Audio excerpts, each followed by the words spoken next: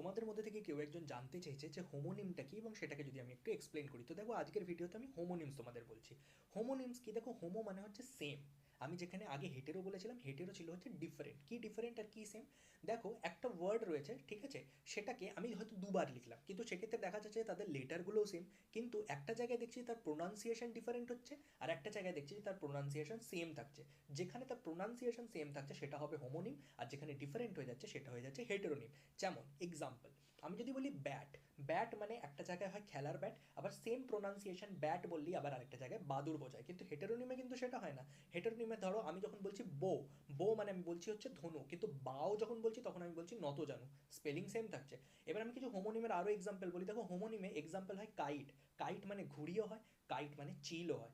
Well, well মানে কুয়ো হয়, ওয়েল মানে ভালো হয়। যেমন ব্যাংক, ব্যাংক মানে নদীর তীরও হয়, ব্যাংক মানে টাকা রাখার জায়গা হয়। তো আশা করছি আমার এই ভিডিওটা থেকে তোমার হোমোনিমের তোমাদের যে ডাউট আছে সেটা ক্লিয়ার হয়ে গেছে। তোমাদের যদি ফার্দার আরও কোনো কোয়েরিজ থাকে, ডাউট থাকে, তোমরা অবশ্যই কমেন্টে সেটা লিখতে পারো। আমি নেক্সট কোনো ভিডিওতে সেটা অ্যাড্রেস করে দেবো। আর আমার ভিডিও যদি ভালো লেগে থাকে অবশ্যই আমার ভিডিওগুলোকে লাইক করো, চ্যানেলটা সাবস্ক্রাইব করো, আর বন্ধুদের সাথে শেয়ার করো। শেয়ার করার জন্য কারোর কোনো টাকা লাগে না।